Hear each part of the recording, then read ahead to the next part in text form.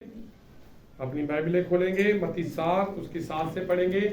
बड़ी मशहूर लिखत है ये, कभी आपने मत्ती 7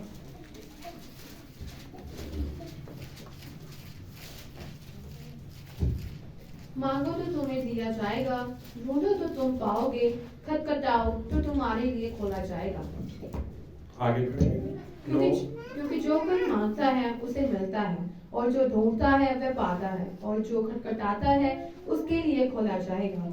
तुम में से ऐसा कौन मनुष्य है कि यदि उसका पुत्र उससे रोटी मांगे तो वह उसे पत्थर दे, या मछली मांगे तो उसे सांप दे? अतः जब तुम बुरे होकर अपने बच्चों को अच्छी वस्तुएं देना चाहते हो, तो तुम्हारा स्वर्गीय पिता अपने मांगने वालों को अच्छी वस्तुएं क्यों ना देगा। आमीन। आइए प्रार्थना करेंगे।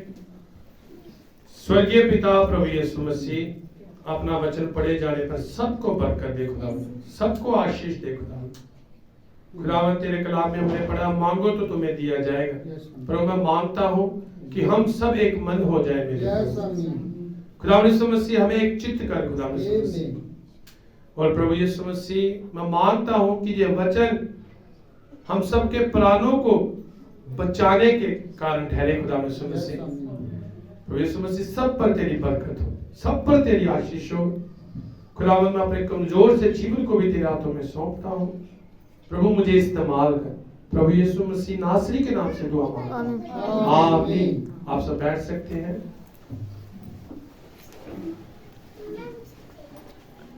और हमने वचन में पढ़ा है कि परमेश्वर कैसे चंगा करता, अपना वचन भेजकर चंगा करता है। उसका चंगा करने का एक ही तरीका है, वो सिर्फ अपने वचन के द्वारा चंगा करता है। किसके द्वारा? वचन के द्वारा चंगा करता है, और वो अपना वचन भेजकर चंगा करता है।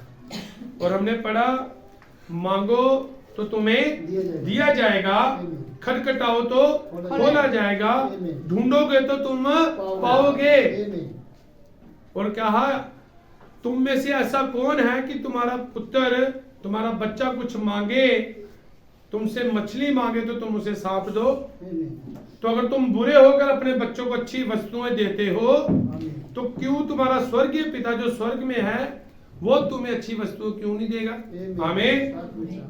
तो कौन कौन विश्वास करता है कि जो मांगते हैं उनसे उनको मिलता है, जो दरवाजा खटखटाते हैं उनके लिए खुलता है। आमीन। देखिए, जब हम चर्च में आते हैं नए, तो हम बड़े उत्साह से भरे होते हैं, बड़े उत्साह से भरे होते हैं। हम बड़े जल्दी उठेंगे, जल्दी चर्च में जाएंगे, बहुत दुआ करेंगे, रोजा रखेंगे, उपवास करेंगे। लेकिन कई बार कुछ भाई बहनों के साथ ऐसा होता है कि धीरे धीरे वो उत्साह खत्म हो जाता है। आज तो बड़ी बेदारी थी पहले, फिर धीरे धीरे वो बेदारी खत्म होनी शुरू हो गई। लेकिन ऐसा आपने नहीं करना है। जैसे पहले दिन, वैसे दूसरे दिन, वैसे तीसरे दिन, वैसे पहले महीने, चौथे महीने, 1 साल, 2 साल, 4 साल, जैसे यीशु मसीह एक सा है, वैसे आपकी बेदारी भी एक सी रहनी चाहिए। हमें जैसे पहले दिन थे, जैसे आप इतने उत्साह में थे, इतनी बेदारी में थे, वैसे ही आपने सदा बने रहना है। समझा इस बात को? जो उत्साह खत्म ना हो। पहले दिन तो सेवा बड़ी खुशी से की, दूसरे हफ्ते भी खुशी से की, 4 हफ्ते, 10 हफ्ते या 2 साल बड़ी खुशी से की, उसके बाद पीछे हट गए।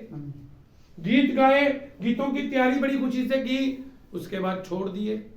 आमीन। हालेलुया। बड़ा कुछ बड़ी खुशी से पहले हम करते थे, लेकिन धीरे धीरे पीछे मुड़ गए।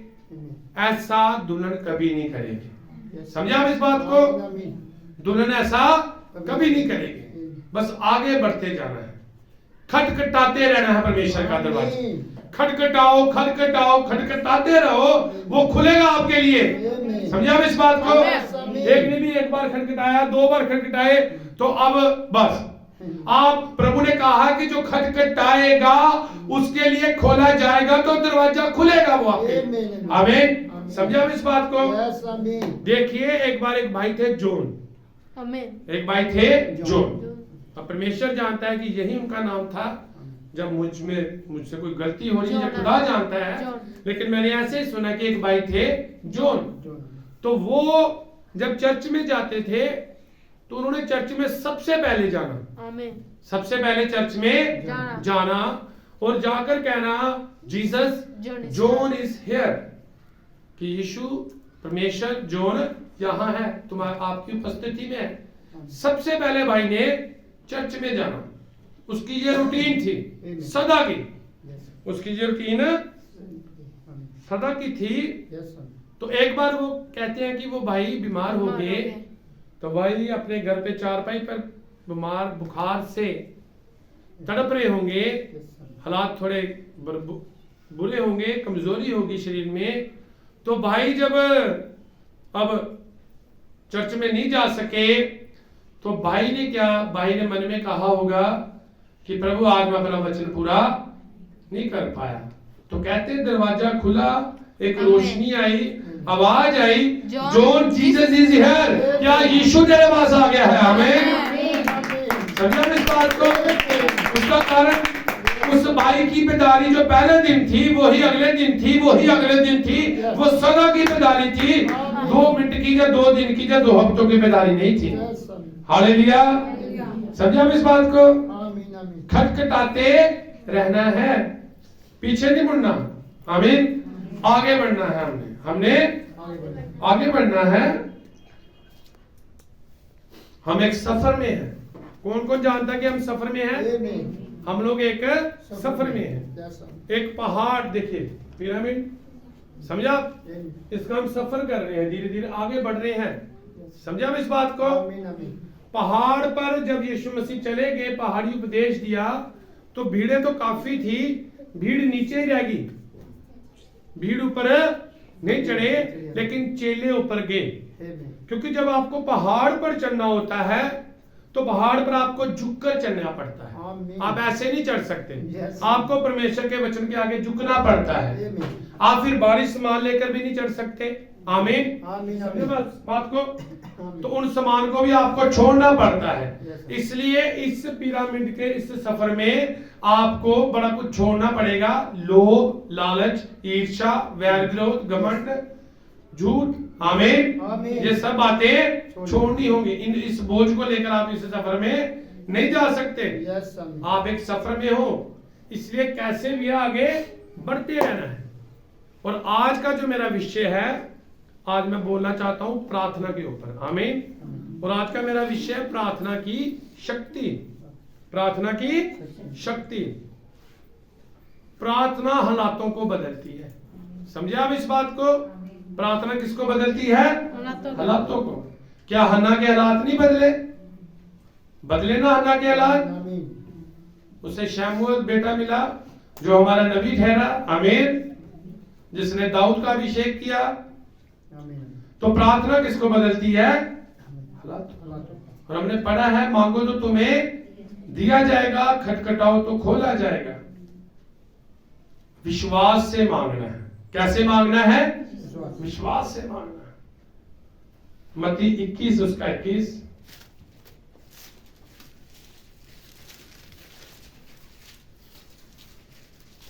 यीशु ने उनको उत्तर दिया, मैं तुमसे सच कहता हूँ, यदि तुम विश्वास रखो और संदेह ना करो तो न केवल ये करोगे जो इस अंजीर के पेड़ से किया गया है, परंतु यदि इस पहाड़ से भी कहोगे उखड़ जाओ और समुद्र में जा पर, तो ये हो जाएगा। और जो कुछ तुम प्रार्थना में विश्वास से मांगोगे वह सब तुमको मिलेगा। जो कुछ तुम प्रार्थना में विश्वास से मांगोगे, विश्वास से मांगना है प्रार्थना में।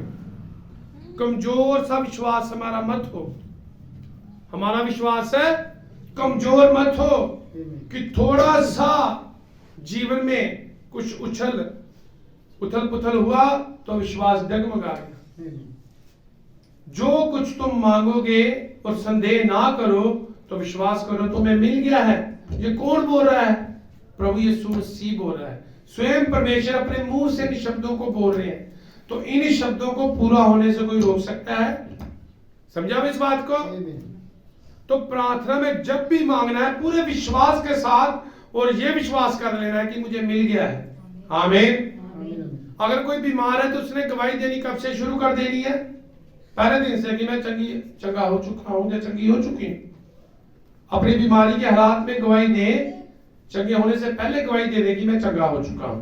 अगर पूछे कोई भी कैसे, तो बाइबल में उन्हें वचन में लेकर जाए कि आज से 2020 साल पहले यीशु मसीह के क्रूस पर चढ़ाए जाने से, यीशु मसीह के कोड़े खाए जाने से मैं चंगा हो चुका हूं। आमीन। इस विश्वास के साथ चलना है। समझा इस बात से? मरकुस 11:24।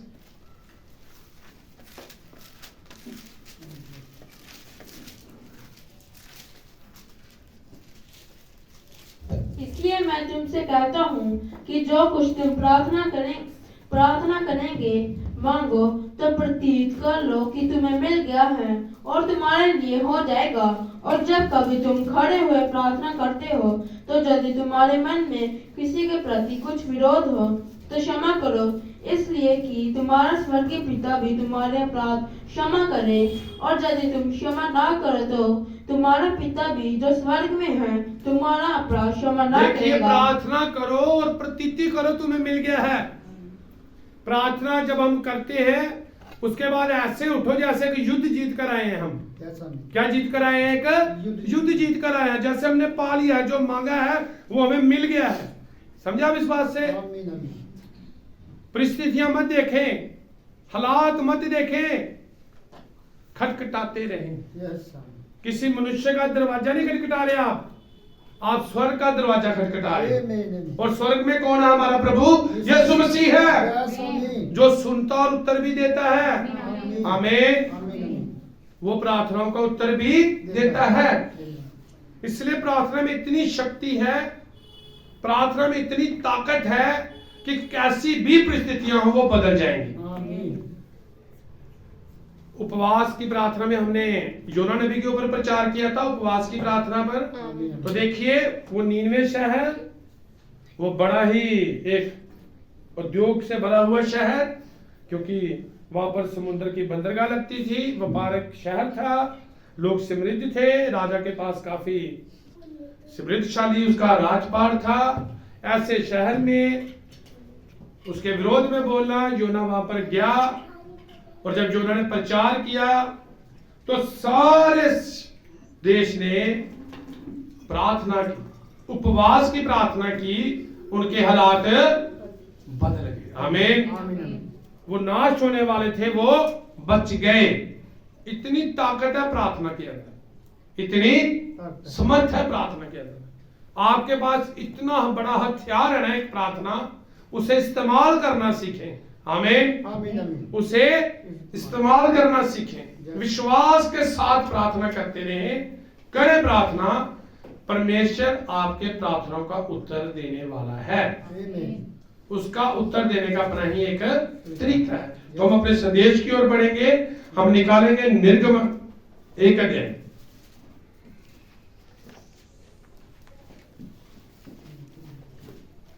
उसका 8 से। माइक में धीरे धीरे पढ़े, कोई भी आराम से पढ़े। 8 से, 1-8 से। मिस्र में एक नया राजा गद्दी पर बैठा जो यूसुफ को नहीं जानता था। उसने अपनी प्रजा से कहा, देखो, इजराइली हमसे गिनती और सामर्थ्य में अधिक बढ़ गए हैं, इसलिए आओ हम उनके साथ बुद्धिमानी से बर्ताव करें। कहीं ऐसा न हो कि जब वह बहुत बढ़ जाएं और यदि संग्राम का समय आ पड़े तो हमारे बैरियों से मिलकर हमसे लड़े और इस देश से निकल जाएं। इसलिए उन्होंने उन पर बेकारी कराने वालों को नियुक्त किया कि वे उन पर भार डालकर उनको दुख दिया करे। और उन्होंने फिरौन के लिए पितोम और रामसेस नामक भंडार वाले नगरों को बनाया। पर ज्यों ज्यों वे उनको दुख देते गए त्यों त्यों वे बढ़ते और फैलते चले गए। इसलिए वे इस्राएलियों से अत्यंत डर गए। तो भी मिस्रियों ने इस्राएलियों से कठोरता के साथ सेवा करवाई और उनके जीवन को गारे, ईंट और खेती के भांति के काम की कठिन सेवा से दुखी कर डाला। जिस किसी काम में वह उनसे सेवा करवाते थे उसमें वह कठोरता का व्यवहार करते थे। यहाँ तक पढ़ेंगे अभी। देखिए, बच्चों को आगे मिला लेंगे, बच्चों को आगे बिठाएं। बच्चों को कुर्सियों पर से आगे ले आए, आगे लाए बच्चे, आगे कुर्सियों को उठा दे वहां से। देखिए इजरायली यूसुफ जब मिस्र में था तो उस समय का जो राजा था, फिरौन का मतलब था, फिरौन किसी राजे का नाम नहीं था, फिरौन का मतलब एक पदवी थी। जो भी राजा बनता था उन्हें क्या कहा जाता था? फिरौन कहा जाता था। तो जब यूसुफ वहां पर था तो आप जानते हैं उस बात को, तो जो वहां का राजा था उसने यूसुफ को प्रधानमंत्री बनाया था। तो यूसुफ ने, जिससे कि उसके भाइयों ने गड्ढे में फेंक दिया और उसे बेच दिया गया, और वो पोतीपोर के घर में गया, वहां से जेल में गया, वहां से उसने स्वप्नों का अर्थ दिया, तो वो जाकर वहां का क्या बना? मिस्र का प्रधानमंत्री बना। और इजराइल में जब अकाल पड़ा तो यूसुफ ने अपने, आप उस कहानी को जानते हैं, तो यूसुफ ने बाद में अपने भाइयों पर वो प्रकट हुआ, अपने बाप पर प्रकट हुआ, उनको इजराइल में से कहां बुला लिया? मिस्र में। जब इजराइल में से मिस्र में चला गया तो मिस्र में जाकर यूसुफ ने उनका बढ़िया प्रबंध किया। लेकिन जब तक यूसुफ जीवित था, वो राजा जीवित था जो यूसुफ से प्रतीति करता था, जब वो राजा मर गया, यूसुफ भी नहीं रहा, तो उसके बाद एक नया राजा मिस्र में बिठाया गया जो यूसुफ को नहीं जानता था। अब इजरायली लोग मिस्र में थे जिनको यूसुफ ने बुलाया था, वो संख्या में काफी बढ़ रहे थे, उनकी संख्या काफी बढ़ रही थी, जिससे वहां का राजा डरता था कि अगर इजरायली ऐसे ही बढ़ते गए तो ये एक दिन हमारे राज को खत्म कर देंगे। समझा इस बात को? कौन कौन समझा है? आमीन, हालेलुया। तो इजरायली राजा, वो मिस्र का फिरौन डरता था कि इजरायली कौम बड़ी जल्दी से बढ़ रही है, ऐसा ना हो कि ये कल को इकट्ठे हो, हमारे विरोधियों के साथ मिले और मेरा राजपाट छीन ले। अब ऐसा करो, इन लोगों को सताओ, बहुत ज्यादा सताओ, क्योंकि वो अब मिस्र में गुलाम हो चुके थे। इब्राहिम को परमेश्वर ने कहा था तेरा वंश 400 साल की क्या करेगा? गुलामी सहेगा। तो अब वो गुलामी में जा चुके थे और वहां पर उनसे बहुत बुरा बर्ताव किया जाता था, उनसे खेती करवाई जाती थी, उनसे जो खेती के लिए पानी के वो निकालते हैं ना, जिसे हम क्या कहते हैं, पगडंडियां सी जहां से पानी जाता है, उनको वो कईयें नहीं दी जाती थी, उनको हाथों से कहते थे निकालो। उनको ईंटें बनाने का काम दिया जाता था, वो गारे से ईंटें बनाते थे और भट्टी पर हर पल आग के पास रहते थे, हाथों से बोझ उठाते थे, उनका बड़ा बुरा हाल था, बुरी अवस्था थी, वो गुलामी में थे, उनको फिरौन तंग कर रहा था। फिरौन ने जो लोग उनके ऊपर ठहराए थे वो उनको सता रहे थे, इजराइल कौम त्राही माम कर रही थी। समझा इस बात को? वो तंग हो चुके थे, वो इतने दुखी थे, इतने बुरे हालात थे, वो मिशन में गुलाम थे। समझे आप? इस गुलामी के हालात में यहां पर इतनी बुरी व्यवस्था थी, उनको बस दबाने के लिए, उनको खत्म करने के लिए फिरौन ने अपने लोगों को, अपने मंत्रियों को, उनसे वो सलाह करता था, उनकी मीटिंगें बुलाता था, हर बार एक नई युक्ति निकालता था इजरायलियों को और ज्यादा तंग करने के लिए। समझे आप इस बात को? मैं आपको प्रार्थना की शक्ति के बारे में बताने वाला हूं। समझे आप इस बात को? आमीन। तो इजरायली वहां पर तंग है, वो जानते हैं कि हमारा परमेश्वर यहोवा है, हमारा परमेश्वर यहोवा है, जिसने वादा किया था, जिसने इब्राहिम से वाचा बांधी थी कि बाद में मैं उनकी गुलामी का समय पूरा होने के बाद मैं उनको छुड़ाऊंगा। वो उसकी बात जोरे होंगे उस वक्त। समझे आप? उसकी बात जोरे होंगे, लेकिन जब तक वो बात पूरी नहीं हुई, इजरायलियों का बुरा हाल था। वहां पर क्या था? बुरा हाल था, उनसे इतने बुरे काम कराए जाते थे। हम पढ़ेंगे इसका फिर से एक बार 11 से। इसलिए उन्होंने उन पर बेगारी कराने वालों को नियुक्त किया कि वे उन पर भार डाल और उनको दुख दिया करें। दुख, इतना भार, इतना बोझ उनसे, यहाँ पर घोड़ों ने काम करना था, यहाँ पर बैलों ने काम करना था, वहां पर वो मनुष्यों से काम लेते थे, उनके जवान लड़कों से, 12-12 साल के बच्चे जो यहाँ पर बैठे हुए हैं, इन बच्चों को वो घोड़े की जगह इस्तेमाल करते थे। समझे आप? अगर कोई गलती हो जानी फिर कोड़ों से इनको मारना, इन बच्चों को, छोटे छोटे बच्चों को। उनके बुजुर्गों को आग के भट्टे के पास कहना इनके बनाओ, जवानों को कहना हाथों से तुम पगडंडियां बनाओ, रास्ते बनाओ हाथों से, कोई औजार नहीं देने, हाथों से कहना काम करो। आमीन। धूप में काम देना। इतने बुरे हालात थे उनके इजरायलियों के। पढ़ेंगे। और उन्होंने फिरौन के लिए पितोम और रासेस नामक भंडार वाले नगरों को बनाया, पर ज्यों ज्यों वे उनको दुख देते गए, त्यों त्यों वे बढ़ते और फैलते चलेंगे। इसलिए वे इजरायलियों से अत्यंत डर गए। तो भी मिस्रियों ने इजरायलियों से कठोरता के साथ सेवा करवाई और उनके जीवन को गोल, इत्र और खेती के भांति के काम की कठिन सेवा से दुखी कर डाला। दुखी कर दिया था इजरायलियों को। इजराइल त्राहिमाम कर रहे थे वो लोग। इजराइल कौम परमेश्वर की अपनी निज कौम। आमीन। परमेश्वर के अपने बेटे और बेटियां गुलामी में जा चुके थे। क्यों गुलामी में जा चुके थे? उन्होंने यहोवा की व्यवस्था से मुंह फेर लिया था। आमीन। तो देखिए, अब वो गुलामी में थे, उनके बुरे हाल थे, वो करा रहे थे, वो तड़प रहे थे 400 साल। आमीन। चौथी पीढ़ी। आमीन। तो वो तड़प रहे थे। अब वो तड़पते तड़पते करा रहे होंगे कि अब क्या होगा, कैसे बचेंगे। और उनके बीच में एक बुजुर्ग था, एक जवान नहीं था वो उम्र में, उसका नाम था अमराम, जो किसका पिता था? मूसा का पिता था। आमीन। अब अमराम था वहां पर। कौन था? अमराम। वो लेवी घराने से था। उसने योकेबेद के साथ शादी की। किसके साथ? उसकी पत्नी का क्या नाम था? योकेबेद। और उसका एक बेटा था हारून और एक उसकी बेटी थी मरियम। उसकी बेटी कौन थी? एक मरियम। अब ये अमराम आप देखिए क्या कर रहा है। अमराम जिसके अंदर ये बोझ था कि हमारी कौम गुलामी में है, उसके अंदर क्या था? ये बोझ था। उस बोझ को लिए हो वो रोज काम पर जाता था। कहां पर जाता था? काम पर।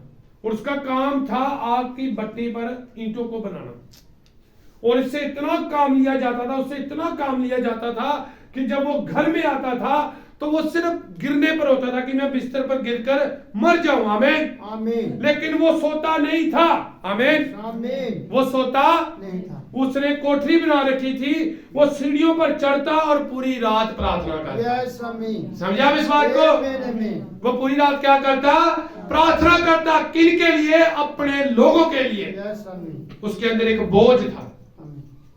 अब ईंटों के पास उसने काम किया है, शरीर टूट चुका है, शरीर टूट चुका, सारा दिन मेहनत की है, बस उसने रात को आकर बेहोश हो जाना है। लेकिन वो सोता नहीं था। उसकी पत्नी बहुत अच्छी पत्नी थी। आमीन। उसने उसके लिए खाना बनाना। ये बातें मैं भाई बहनों का संदेश है मूसा पर शिक्षा, उसमें से मैं बातें लेकर आपके आगे रख रहा हूं। आमीन। भाई ने बड़े ही एक इसको नाटक के रूप में भी इस संदेश को पेश किया, इन बातों को, कि कैसे अमराम घर में आता है, कैसे उसके घर की। भाई ने बड़े ही एक अद्भुत ढंग से इन बातों को रखा। तो भाई के लिए परमेश्वर का धन्यवाद। तो अब देखिए, अमराम घर में आया, पत्नी ने खाना रखा, उससे प्यार किया, उससे बातें की, बच्चे उसके आसपास खेल रहे हैं। लेकिन अमराम थका हुआ, टूटा हुआ है, वो सीढ़ी खाता है, सीढ़ियों पर चला जाता है, पूरी रात प्रार्थना करता है। जब नीचे आता है, अगला दिन होता है, तो फिर क्या देखता है? एक और नई मुसीबत।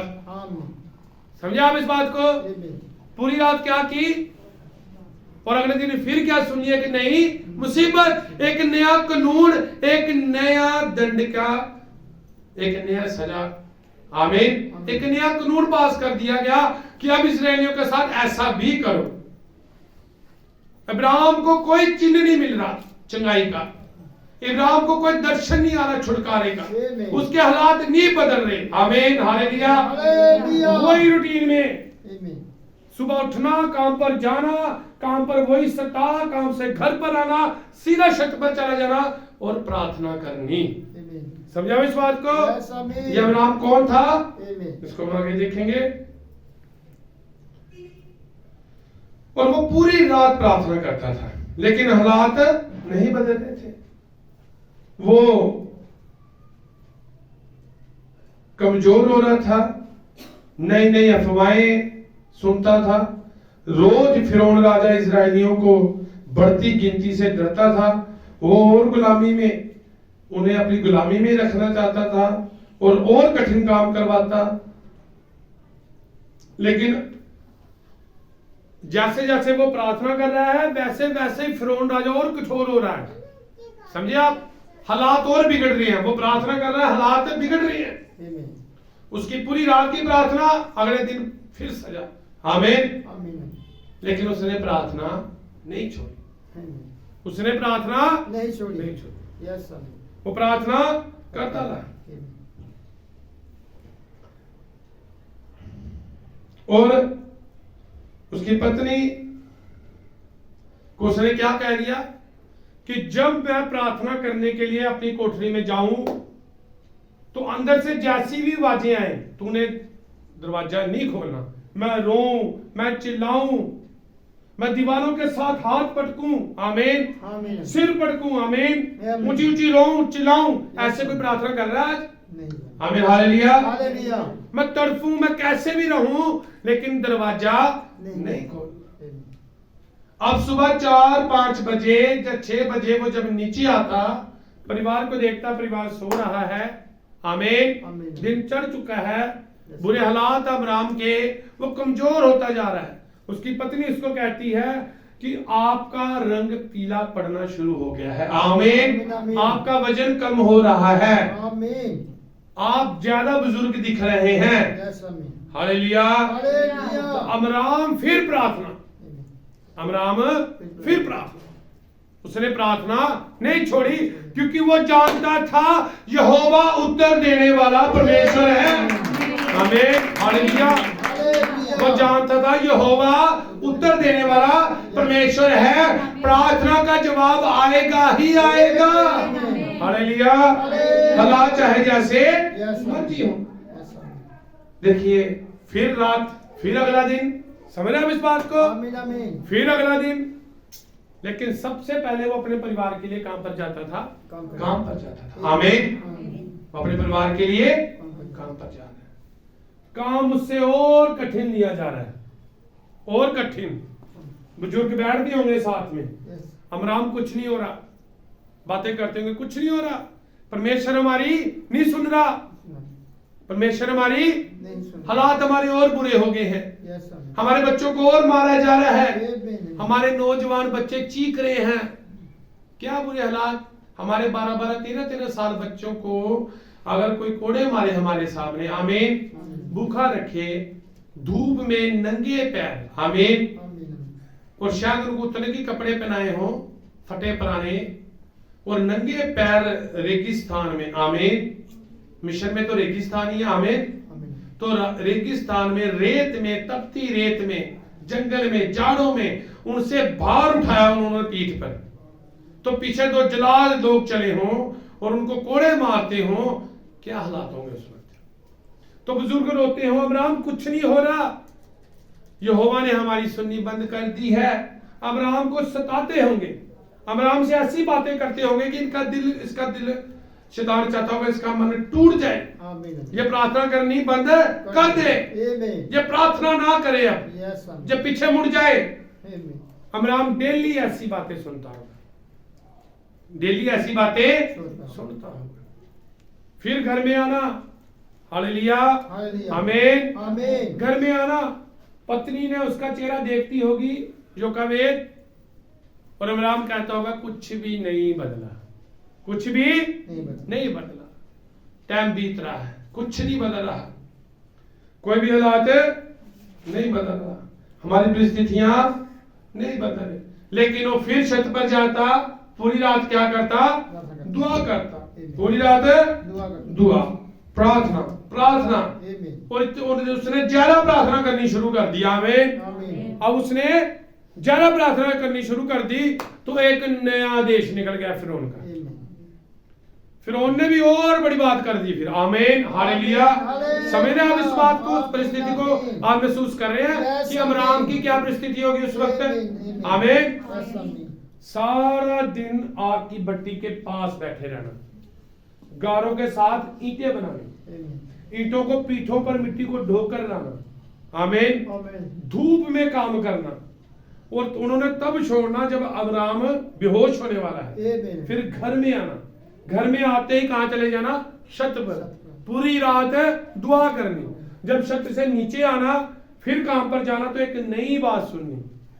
अब फिरौन एक और आदेश दे दिया कि इजरायलियों को और सताओ। आमीन। इन लोगों को उसने हुक्म निकाल दिया कि इनके जो बच्चे जन्म लेते हैं उनको मार दो। इनके बच्चे, जिस घर से बच्चे की रोने की आवाज आती है, आमीन, बेटों को मार दो, लड़कों को मार दो। जा तो उनको पकड़ो, और वो क्या करते थे, उस बच्चों को पकड़ते थे, दीवार के साथ मार देते थे। आमीन।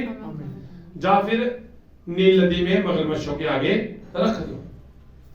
और भाई बहनों ने कहा घड़ियाल थे नील नदी में, वो दुनिया की सबसे बड़ी दूसरे नंबर की नदी है, कुछ ऐसे भी है। तो वो घड़ियाल भी भाई बहनों का इतने मोटे हो रखे, क्यों हो रखे थे, उन बच्चों को खा खा कर, छोटे छोटे बच्चों को खा खा कर, क्योंकि वो जानते थे इनमें से एक उद्धारकर्ता का जन्म होगा। किसका जन्म होगा, एक उद्धारकर्ता का जन्म होगा। आमीन हालेलुया। जो इन लोगों को गुलामी से छुड़ाएगा। आमीन। एक नई मीटिंग, फिरौन की अपने लोगों के साथ फिर से मीटिंग, और मीटिंग में एक नया कानून कि अब जो बच्चे जन्म ही ले रहे हैं इनको मार दो, इनकी कौम को बढ़ने से रोक दो, लड़कियों को मत मारो, लड़कों को मार दो। और जो है वो जो लड़के अब जीवित हैं, जो बड़े हो चुके हैं, उनसे इतनी गुलामी कराओ, इतनी गुलामी कराओ, गुलामी करवा करवा के तड़पा तड़पा कर इनको मार दो। एक नया कानून। औरतें, अब जब अमराम सड़क पे से गुजरता होगा और सड़क पर क्या देखता होगा कि बहनें अपने बच्चों को उन दाइयों के हाथ से छुड़ाती होंगी। समझा आप इस बात को? उन पुलिस वालों के हाथ से छुड़ाती होगी और वो खींचते होंगे, बहनें सड़क पर तड़पती होंगी, उनके बाल खींचे जाते होंगे, उनको लातों से मारा जाता होगा। एक माँ की गोद से उसका बच्चा छीनना कैसी बात, आप समझे? समझा आप इस बात को? क्या करेगी माँ? वो तो अपने बच्चे को पकड़े रखेगी, तो उसको ऐसे खींचना छड़ाना। अब्राहम उनमें से गुजरता होगा, इधर उधर देखता होगा, बहनें तड़प रही, रो रही, चला रही, चीखने मार रही है, हमारे बच्चों को छोड़ दो। और उनके सामने उन बच्चों को दीवारों पर पटक देना, और पटकने के बाद वो बच्चा लाकर उनकी गोद में डाल दे। समझे आप? और अब्राहम वो देख रहा, रोड में से गुजरना, रोना, चीखना, तड़पना, बुरे हाल, लेकिन उसने प्रार्थना नहीं छोड़ी। आमीन हालेलुया। उसने प्रार्थना नहीं छोड़ी। वो फिर घर में आना, पत्नी ने कहना आपका अब रंग पीला पड़ चुका है, हालात बुरे हो चुके हैं, अब हालेलुया, बुरे हालात हो चुके हैं। मंडली इजरायली लोगों ने भी जब काम करना तो वहां पर बोलना, कुछ नहीं हो रहा, अब्राहम को कोई चिन्ह नहीं मिल रहे, उसको कोई चिन्ह नहीं देख रहे चंगाई के, उसे कुछ समझ नहीं आ रही। आमीन हालेलुया। उसे कुछ पता नहीं लग रहा, लेकिन उसने ठान लिया कि अब की बार मैं और तगड़े तरीके से प्रार्थना करूंगा। हालेलुया। हर बार आपकी प्रार्थना एक नए जोश के साथ होनी चाहिए। समझा इस बात को? जैसे आज की है, ठान ले कि मैं कल इससे भी जोश से प्रार्थना करूंगा, उससे अगले दिन इससे भी मैसेज करूंगा, मैं प्रार्थना करता रहूंगा। हालेलुया। समझा इस बात को? और जोरावर तरीके के साथ वो प्रार्थना करने के लिए एक योद्धे के समान चला गया। किसके समान चला गया? योद्धे के समान। उसने प्रार्थना बंद नहीं की, उसने प्रार्थना बंद नहीं की। हम संदेश में से कुछ बातें पढ़ेंगे, भाई ब्रानम का संदेश है, इसमें से कुछ बातें पढ़ेंगे। ये संदेश है मूसा पर शिक्षा। आमीन। हम बेटी डिवाइन के साथ पढ़ेंगे, आप बैठे बैठे पढ़े, वहां पर ध्यान से सुनना। पेज नंबर 25 से निकालें, 25 पेज, भाई ब्रानम का, हमारे युग के नबी। ये हमारा ताजा मन्ना है। आमीन। ये क्या है? ताजा मन्ना जो सिर्फ उसकी दुल्हन के लिए बरस रहा है। किसके लिए बरस रहा है? और धन्यवाद करते हैं परमेश्वर का भाई के लिए, भाई ब्रानम के लिए। 25 पेज और उसका 83 पैरा नंबर 83।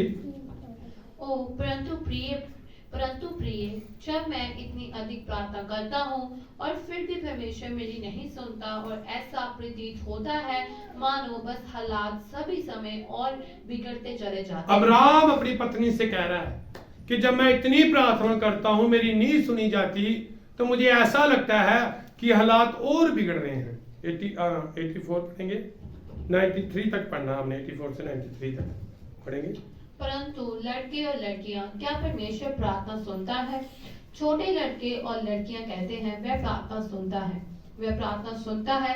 क्या परमेश्वर प्रार्थना का उत्तर देता है? जी हाँ, जी हाँ। क्या वह एकदम तुरंत ही उत्तर दे देता है? नहीं, सभी समय नहीं देता। क्या वह देता है? नहीं, कभी कभी वह हमें इंतजार करवाता है। क्या ये सही है? हाँ, परंतु परमेश्वर प्रार्थना का उत्तर देता है। परमेश्वर कभी कभी ऑन द स्पॉट उत्तर नहीं देता। आमीन, समझे आप इस बात को? वो इंतजार करवाता है। आमीन। वो क्या करवाता है? इंतजार करवाता है। उसमें हमारी भलाई है, क्योंकि हम उन बातों को नहीं जानते जो परमेश्वर जानता है। समझे आप इस बात को? हम अपने बारे में पूरी रीति से नहीं जानते। समझे? अपने बाहरले शरीर को देख रहे हैं, अंदरले शरीर को कभी देखा? जानते हम कि हमारे अंदर क्या है? परमेश्वर वो भी जानता है। समझे आप इस बात को? जो हम अपने बारे में नहीं जानते वो भी परमेश्वर हमारे बारे में जानता है। इसलिए हम कुछ भी नहीं है, सब कुछ परमेश्वर ही है। उत्तर आता है, लेकिन एक समय है, एक तरीका है प्रार्थना का उत्तर देने का परमेश्वर का। आगे बढ़े। क्या वह नहीं देता है? और चूंकि बस सब कुछ गलत ही हुए चला जा रहा है, ये कोई चिन्ह नहीं है कि हमें प्रार्थना करनी बंद कर देनी चाहिए। देखिए भाई ब्रानम कह रहे हैं कि अगर आप प्रार्थना कर रहे हैं फिर भी गलत होता जा रहा है, वातावरण आपके अनुकूल नहीं है, तो ये बात नहीं है कि आप प्रार्थना करनी छोड़ दें। ये बात नहीं कि आप प्रार्थना करनी छोड़ दें। आप प्रार्थना करते रहें। चाहे आप प्रार्थना कर रहे हैं प्रभु बारिश हो, कुछ भी मान लो। एक एग्जांपल दे रहा हूं आपको, तो धूप और बढ़ती जा रही है और धूप बढ़ती जा रही है, तुझे ये चिन्ह नहीं है कि आपने प्रार्थना छोड़ देनी है। समझा आप इस बात को? प्रार्थना करते रहे। अमराम के करैक्टर को देखें। आगे। कैसे भी हो हमें प्रार्थना करते रहना है।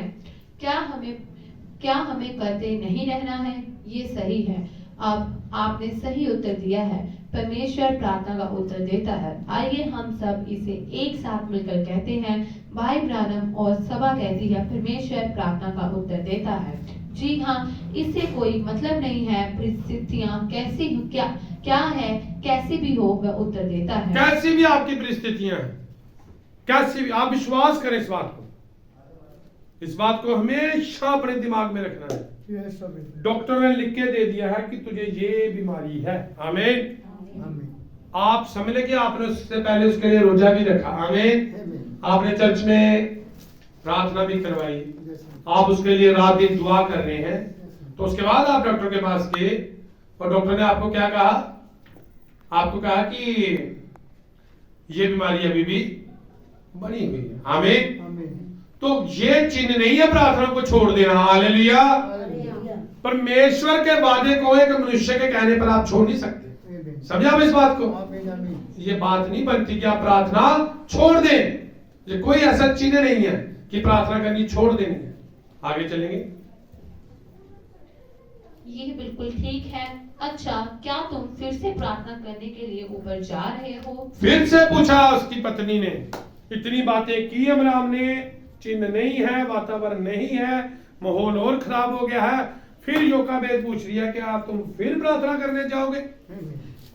अगर एक बीमार सा बंदा, एक दुखी बंदा, ऊपर से बुजुर्ग बंदा, ऊपर से वो बीमार पड़ रहा है, ऊपर से छोटे छोटे बच्चों की जान पर बनी है, उसकी जान पर बनी है, हालात नहीं बदल रहे, उनके घर में झगड़ा नहीं हुआ, उनके घर में झगड़ा नहीं हुआ कि वो पत्नी लड़ पड़ी पति के साथ कि तू इतनी कर रहा, पति लड़ पड़ा, मैंने इतनी प्रार्थना की, ऐसा कुछ नहीं हुआ उनके घर में। आमीन। उसकी पत्नी भी विश्वास से भरी हुई है। हालेलुया। वो भी विश्वास से भरा हुआ है। आमीन। हालेलुया। हालेलुया। एक दूसरे को उभारना है, गिराना नहीं है। आमीन। उभारना है। देखिए अमराम वचन को पूरा कर रहा था। वो सबसे पहले काम करता था। हालेलुया। मेहनत करता था, पूरा जोर लगाता था कि मैं अपने परिवार को पाल सकूं। आमीन। उसके बाद परमेश्वर का भी काम करता था।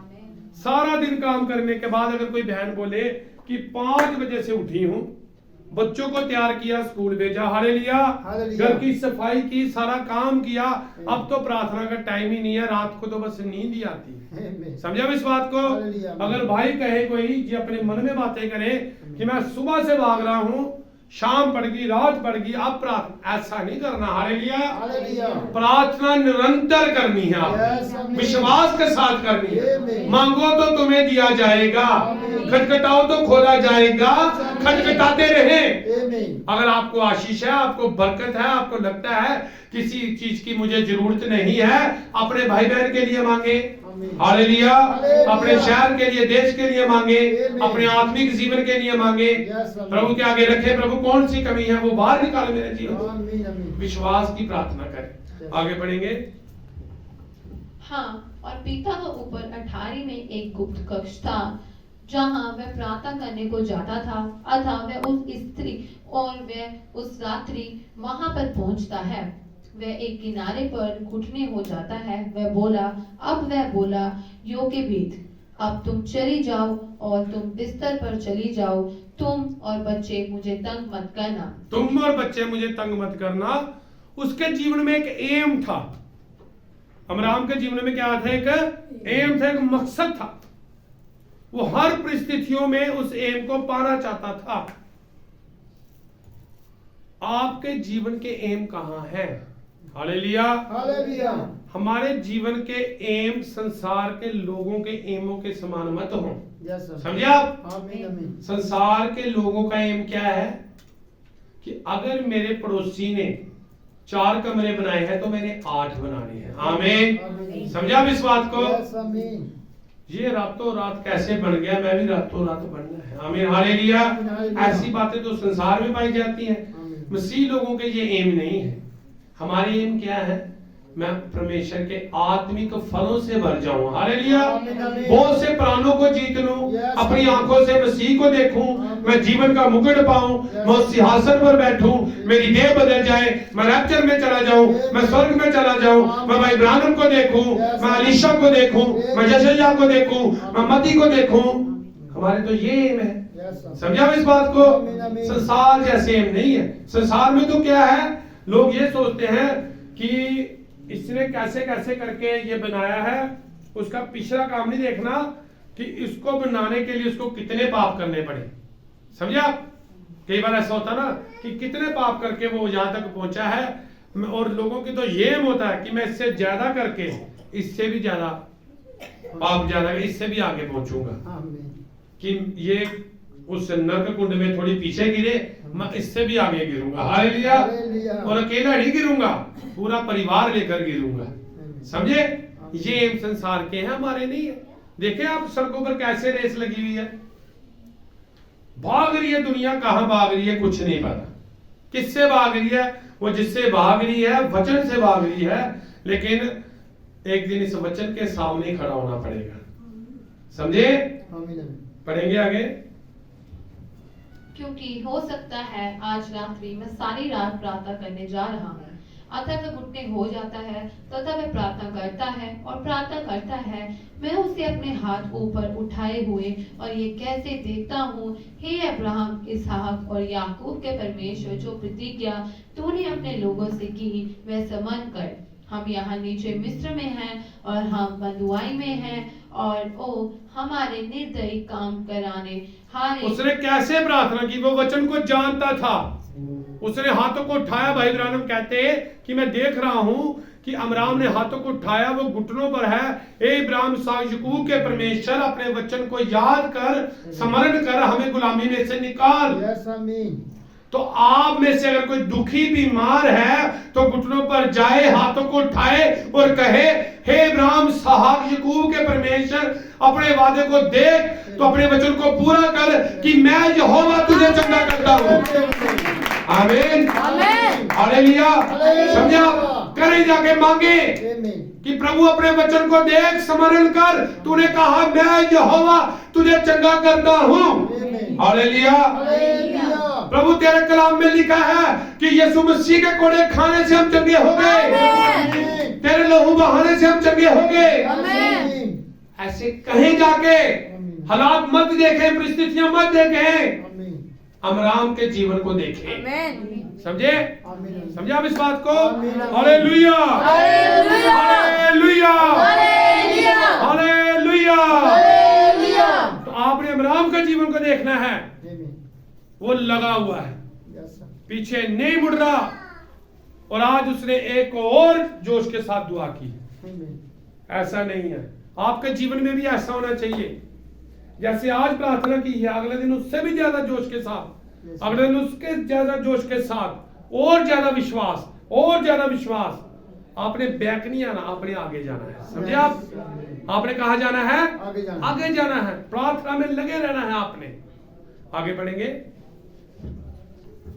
हमें इन कामों को करने के लिए जबरन विवश कर रहे हैं और हमें चारों ओर पीटा जा रहा है और हमारे गरीब लोगों को नंगा कर दिया जाता है और उनकी बैंड से पिटाई होती है। बैंड से मारा जा रहा था, उनको नंगा कर दिया जा रहा था, माँ बाप के सामने जवान बच्चों को, बुजुर्ग माँ बाप के सामने उनके जवान बच्चों, उनके इकलौतों को, पहलोठों को नंगा करके बैंड के साथ बुरी तरह पीटा जा रहा था। और अमराम फिर भी हालात नहीं बदले, फिर भी प्रार्थना में लगा हुआ है। आप भी कहें Amen. अपने हालात कि हे प्रभु, हालेलुया, हालेलुया, आमीन। आमीन। डॉक्टर ने ये लिख दिया है, Yes, amen. भाई बहन ये कह रहे हैं, मेरी पत्नी, मेरा पति ये कह रहा है, मेरे आस पड़ोस वाले ये बातें कर रहे हैं, मेरा सारा वातावरण मेरे अगेंस्ट है, सारा माहौल मेरे विरोध में है। Amen. उस पर्दे को खोल दिया। आप बार बार देख रहे हैं फिर भी नहीं खोल रहे, अब खोलें उस पर्दे। सारा वातावरण मेरे अगेंस्ट है, सब कुछ मेरे विरोध में है। आमीन। Amen. तो मेरा क्या करें? प्रभु को इन बातों से कहें, इन बातों से कहें परमेश्वर को। परमेश्वर आपको उत्तर देगा। प्रार्थना छोड़े मत, Yes, amen. प्रार्थना छोड़े मत। छोड़े मत, घुटनों पर।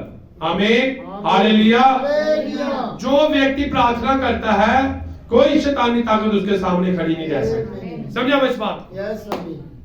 प्रार्थना में छुटकारा है। Amen. तो पढ़ेंगे 93 तक पढ़ना है। और हम तेरे लोग हैं, हे परमेश्वर, तू निश्चित रूप से प्रार्थना सुनेगा, निश्चय ही तू प्रार्थना का उत्तर देगा। फिर विश्वास है कि हे परमेश्वर तू प्रार्थना सुनेगा और प्रार्थना का उत्तर देगा। परमेश्वर को वो ऐसे प्रार्थना कर रहा है। निकालेंगे फिर से, हम संदेश का पेज निकालेंगे 36।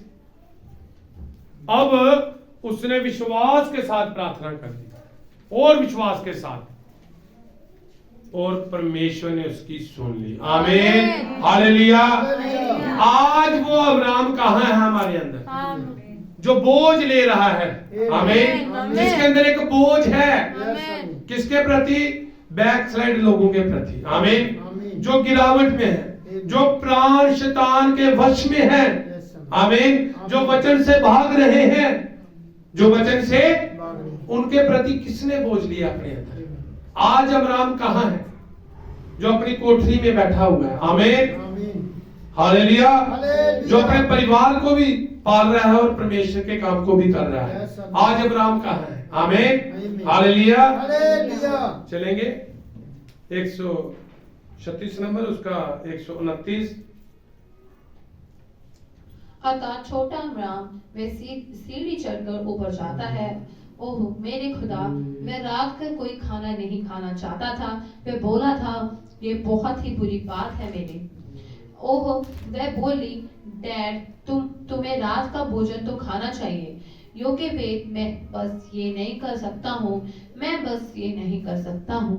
मैं ओ बोली, लेकिन तुम्हारा वजन घटता चला जा रहा है और तुम अधिक बेचैन हो और तुम्हारा चेहरा पीला पड़ गया है।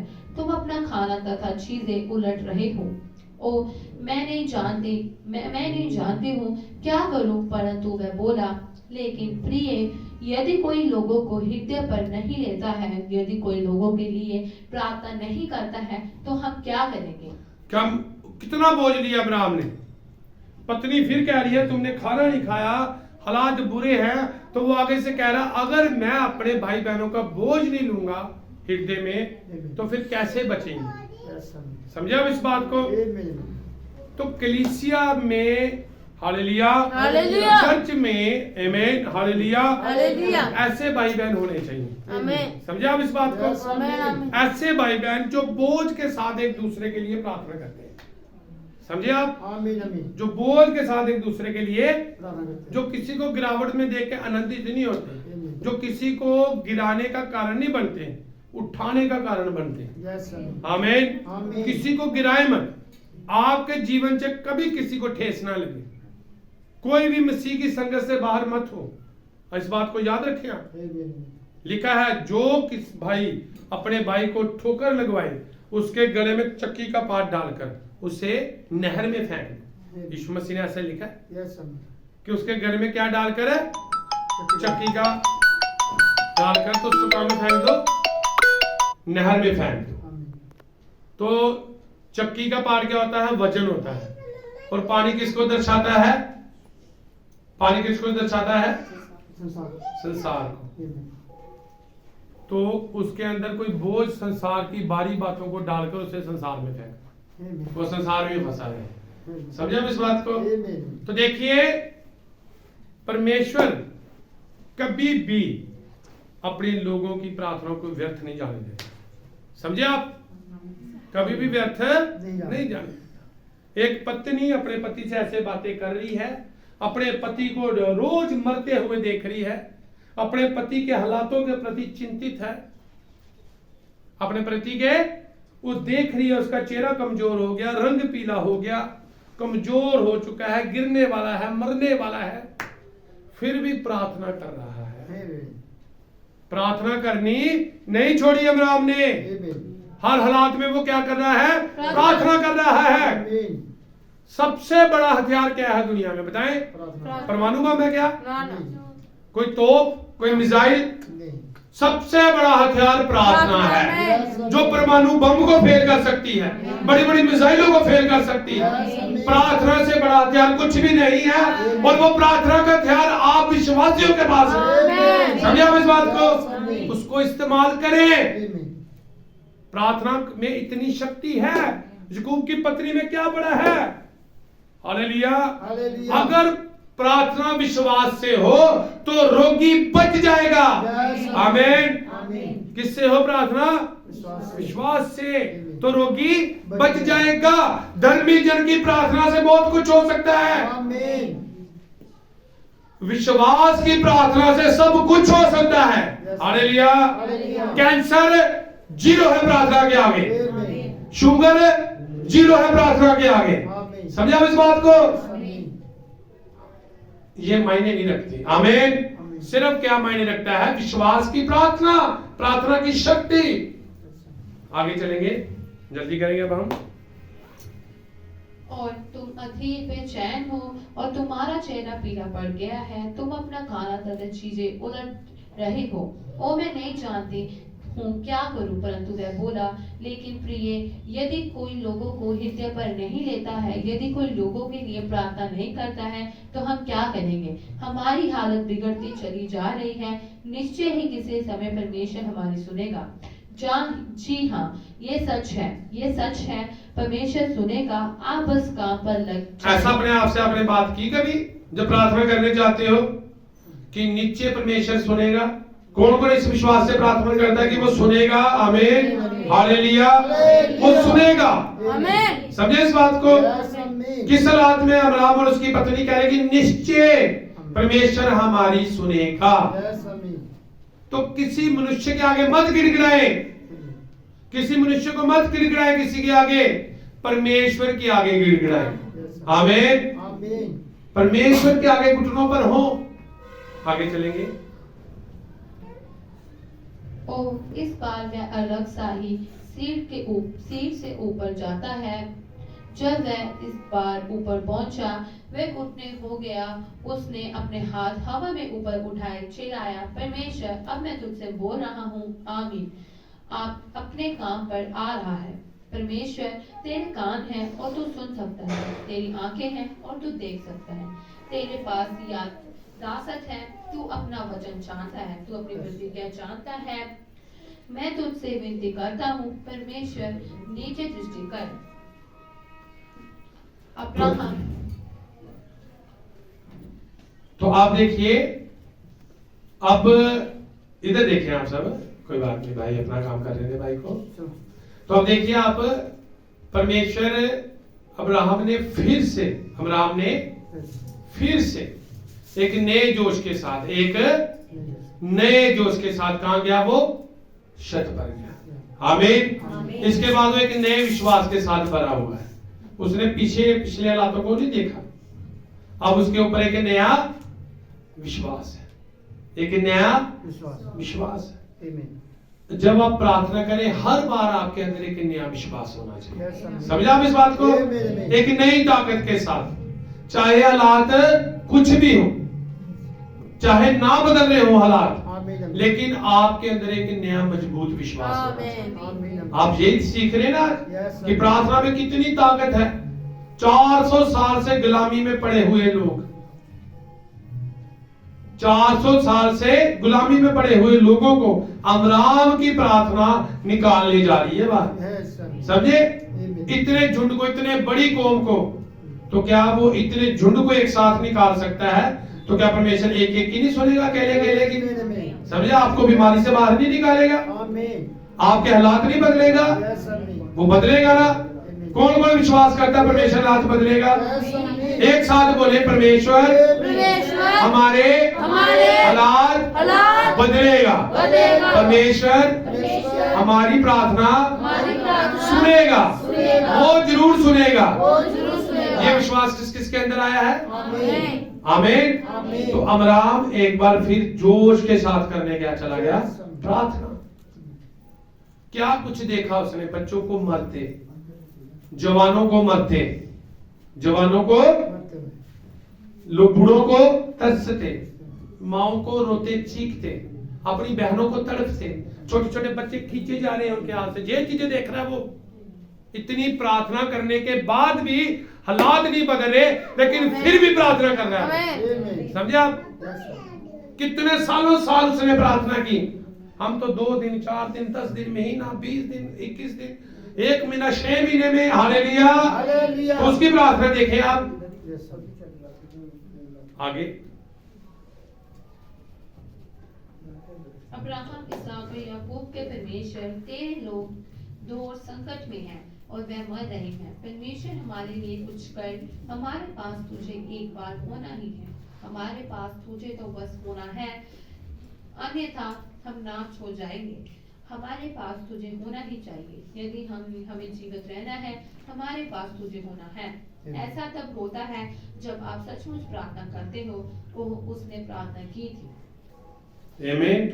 आप ऐसे प्रार्थना करें कि यीशु मसीह, तेरे कोड़े खाने से मैंने चंगा होना ही होना है। Amen. हालेलुया। Hallelujah. आप जानते हैं 39 कोड़े क्यों खाए थे यीशु मसीह ने? 40 का हुक्म हुआ था। कितने का हुक्म हुआ था? 40. लेकिन एक कोड़ा, उस समय का जो कानून था कि जो जल्लाद मारता था वो एक कोड़ा माफ कर सकता था, वो एक कोड़ा माफ कर सकता था, एक कोड़ा कम मार सकता था। तो ऊपर दम मचाने का दोष उन्होंने यीशु मसीह पर लगाया। और जब यीशु मसीह को 39 कोड़े मारे, 39 ही क्यों मारे? क्योंकि उस समय 39 ही बीमारियां थी। उस समय कितनी बीमारियां थी टोटल? 39। और एक एक बीमारी के लिए प्रभु ने एक एक कोड़ा खाया।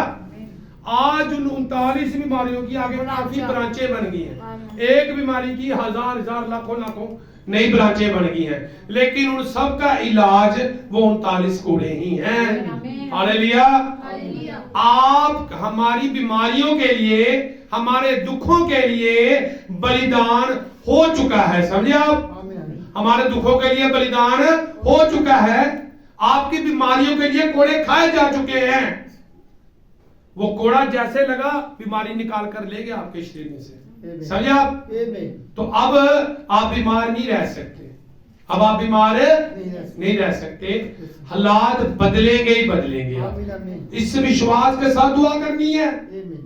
रोज। आमीन। आगे चलेंगे, जल्दी करेंगे, अब खत्म करने पर हूं मैं। आप जानते हैं कभी कभी लोग जब प्रार्थना करते हैं तो वह थक जाते हैं। माता और पिता क्या वे थक जाती हमेशा- दुनिया प्रार्थना कर कर अक जाती प्रार्थना से, कई बार थक जाती, नहीं होगी, मैं नहीं करूंगा, ये क्या बात हुई? आमीन। आमीन। हालेलुया। Hallelujah. इस करैक्टर को देखें, ये संदेश आप मुझसे लेकर जाएं, अमराम का, Yes, sir. मूसा पर शिक्षा। सब भाई बहन जितने भी चर्च में, एक दो हमारे पास संदेश कम है, तो जितने भी हैं आप एक एक करके इनको पढ़े, परमेश्वर हमें और भी मुहैया कराएगा। आमीन। हालेलुया। हालेलुया। परमेश्वर हमें और भी मुहैया कराएगा। तो आप इन्हें पढ़े, इसको पढ़े, अपने प्राणों तक इन बातों को लेकर जाए। ये समय का संदेश केवल और केवल उसकी दुल्हन के लिए है। तो देखिए, अमराम ने परमेश्वर से कहा, बातें की, वो थका नहीं, वो अका नहीं, वो रुका नहीं, वो करता गया, वो डरा नहीं, वो जरा भी डरा नहीं। डरा अमराम? नहीं। विचलित हुआ? नहीं। उसने कोसा प्रभु को? नहीं। अपने मन में बातें कही? नहीं। उसकी पत्नी ने कही? नहीं। बच्चों ने कही? नहीं। नहीं कही। Amen. उनका विश्वास था, Yes.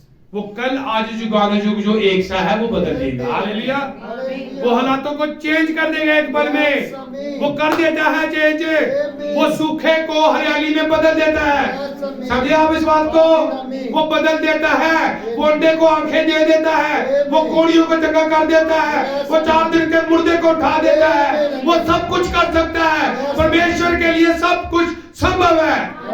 समझे आप? Amen. वो जानते हैं इस बात को, जो हमारी ओर है वो उससे बड़ा है जो संसार की ओर है। समझे आप इस बात को? हमारी ओर सेनाओं का यहोवा है, कौन हमारे विरोध में आ सकता है? कोई हमारे विरोध में नहीं आ सकता। कोई जीरो की दीवार, कोई लाल समुंदर, कोई बब्बर शेर, वो आपके विरोध में नहीं आ सकते। Amen. आपकी ओर लश्करों का खुदा है। आमीन। हालेलुया। हालेलुया। अमराम इस बात को जानता था, योकाबेद जानती थी। Amen. वो फिर चला गया, फिर प्रार्थना, अभिषेक के साथ प्रार्थना करता रहा वो। Amen. समझे आप? Yes. उसके ऊपर बोझ था, उसके ऊपर बोझ था, बोझ के साथ प्रार्थना कर रहा है वो। आगे पढ़ेंगे फिर से संदेश में। जबकि मैं एक लंबे समय के लिए प्रार्थना करने को जाता हूँ, मैं लगभग मूर्छित हो जाता हूँ। मैं बस मूर्छित सा हो जाता हूँ। कई दिनों तक कुछ खाता नहीं हूँ। प्रार्थना करता हूँ। भाई ब्रांडम की प्रार्थना है, कई दिनों तक मैं कुछ नहीं खाता, मैं बेहोश हो जाता हूँ, मैं प्रार्थना करता रहता हूँ। Amen. आगे चलेंगे। और प्रचार करता हूँ। मैं बस एक ऐसे मुकाम पर पहुंच जाता हूँ, मैं लगभग मूर्छित हो जाता हूँ। और कभी कभी लोग ऐसे ही हो जाते हैं। वह समय छोड़ने का नहीं होता है। आगे बढ़ते रहे, परमेश्वर उत्तर देगा। जी हाँ श्रीमान, बस डटे रहे। जी हाँ श्रीमान। देखा, युग के नबी ने आपको युग का संदेश दिया, ये आपके लिए कानून है। आमीन। Amen. भाई ब्रानम के संदेश हमारे लिए कानून है, Amen. हमारे लिए लॉ है, वो Yes, amen. हमारे नियम है जिंदगी जीने के। समझे आप? Amen. तो आप रुके मत, आप चलते रहे। कई बार आप लास्ट पॉइंट पर आकर पीछे मुड़ जाते हैं। Amen. कई बार लोग लास्ट पॉइंट पर आकर पीछे मुड़ जाते हैं। पीछे नहीं मुड़ना, जो खटखटाएगा उसके लिए। अमराम डेली खटखटा रहा था, यहोवा दरवाजा खोल हमारे लिए, यहोवा दरवाजा खोल हमारे लिए। वो रोज दरवाजा खटखटा रहा था। Amen. समझे आप? Yes, amen. जोर जोर से खटखटाता था। एक दिन दरवाजा खुल गया उसके लिए। Amen. हालेलुया। Hallelujah.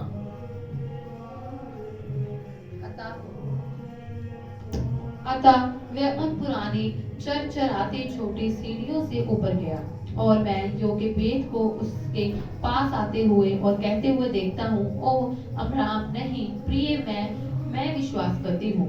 अब योकेबेद, देखो तुम बहुत अच्छी प्यारी सी हो। वह एक खूबसूरत रूपवती छोटी माँ थी, और वह चलता जा रहा था।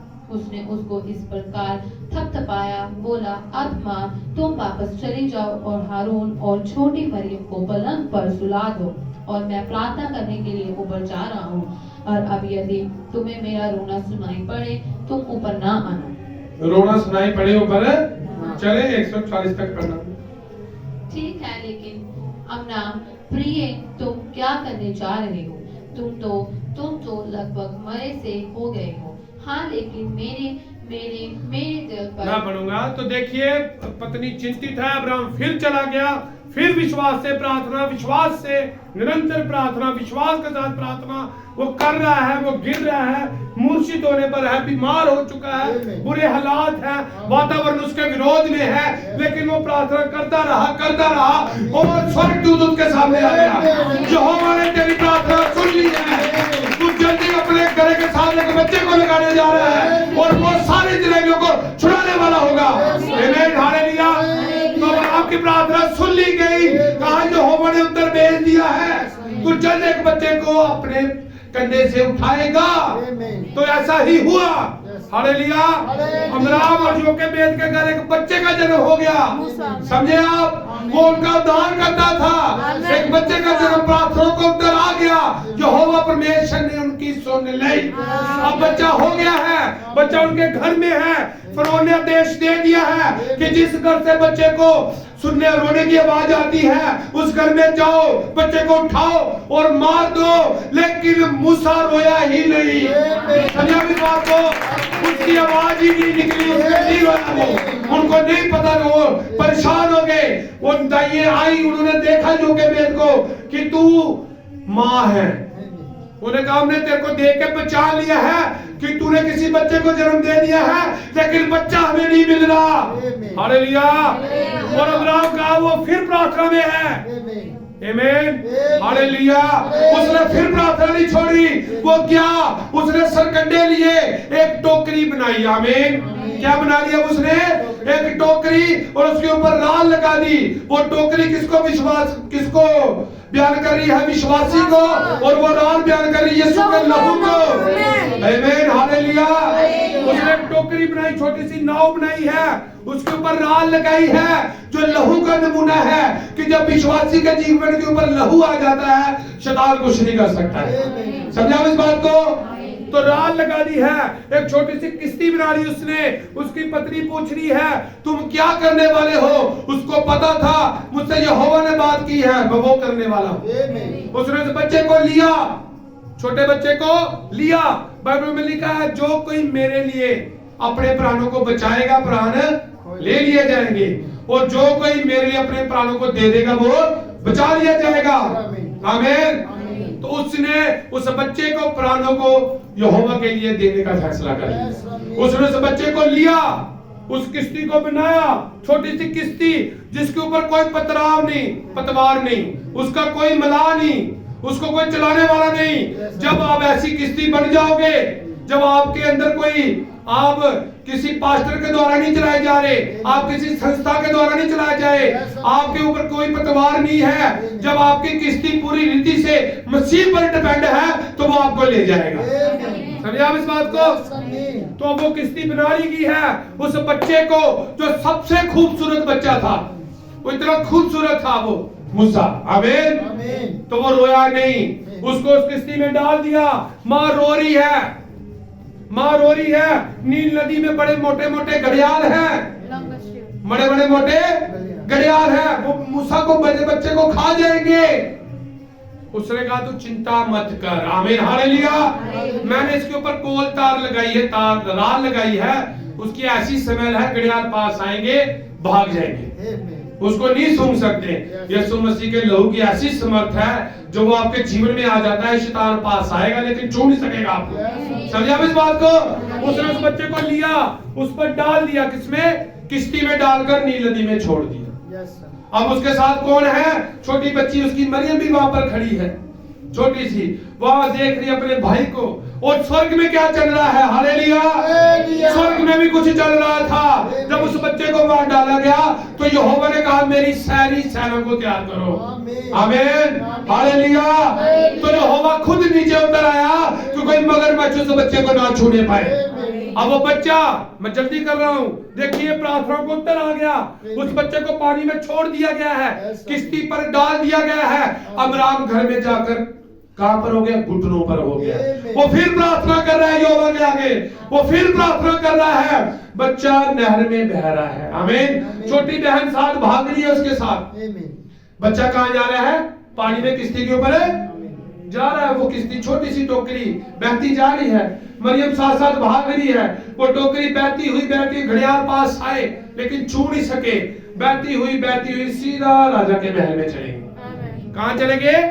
राजा के महल में। राजा की बेटी वहां पर नहाने आई हुई है। राजा की बेटी वहां पर नहाने आई हुई है। उसने देखा कि क्या ये कोई मगरमच्छ तो नहीं? बाइबल में जैसा संदेश में कहा है, वो उसके अंगरक्षक गए, उस रोगी को उठाया, लाकर उस राजा की बेटी के हाथ में दिया। जब उस राजा की बेटी ने टोकरी को खोला तो उसमें से अति सुंदर बालक मूसा जो रो पड़ा। उसने कहा इसका नाम मूसा है, ये मुझे जड़ से मिला है। आमीन, हालेलुया। उस राजकुमारी ने उस बच्ची को ले लिया, अब इसको मैं पालूंगी। देखिए प्रार्थनाओं का उत्तर। अब मरियम जो उसकी छोटी बहन थी वो साथ साथ भागती हुई वो भी राजमहल में चली गई। वो भी कहां चलेगी? जहां पर एक पत्ता भी राजा की इच्छा के बगैर नहीं हो सकता। बड़े बड़े सैनिक दरवाजे पर खड़े हैं लेकिन मरियम बीच में से निकल गई क्योंकि यहोवा ने उनकी आंखों को बंद कर दिया था।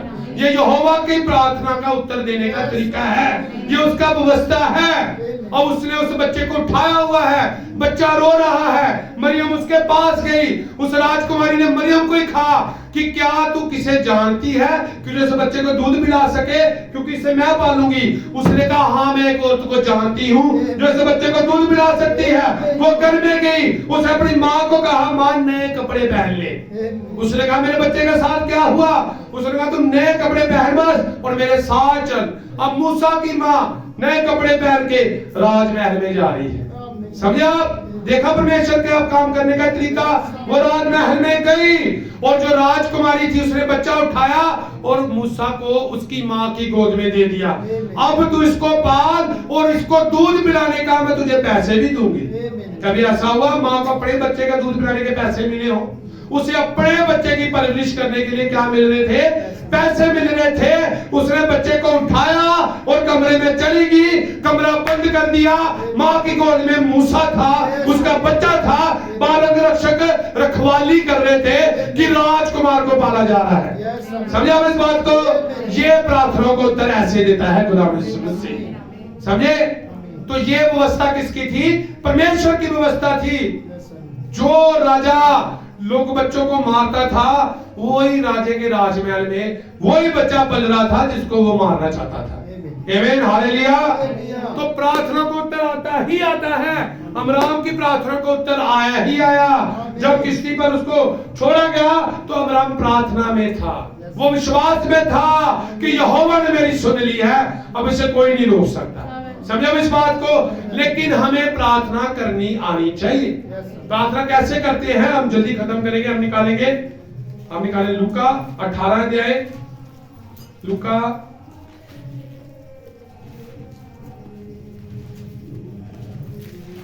कौन कौन है नजदीक है? तो प्रभु के नाम के लिए तारीफ जा सकते हैं आप। Hallelujah, hallelujah, hallelujah. लूका 18 उसकी 9 से ध्यान से सुनना भी आपने, ध्यान से सुने। 18:9 पढ़े। उसने उनसे जो अपने ऊपर भरोसा रखते हैं कि वह हम धर्मी हैं और दूसरों को तुच्छ जानते हैं, ये दृष्टांत कहा। 2 मनुष्य मंदिर में प्रार्थना करने लगे, एक फरीसी था और दूसरा चुंगी लेने वाला। फरीसी खड़ी होकर अपने मन में यूं प्रार्थना करने लगा, हे परमेश्वर, मैं तेरा धन्यवाद करता हूँ कि मैं दूसरे मनुष्य के समान अंधेर करने वाला, अन्यायी और व्यभिचारी नहीं हूँ और ना चुंगी लेने वाले के समान हूँ। मैं सप्ताह में 2 बार उपवास रखता हूँ, मैं अपनी सब कमाई का 10वां अंश भी देता हूँ।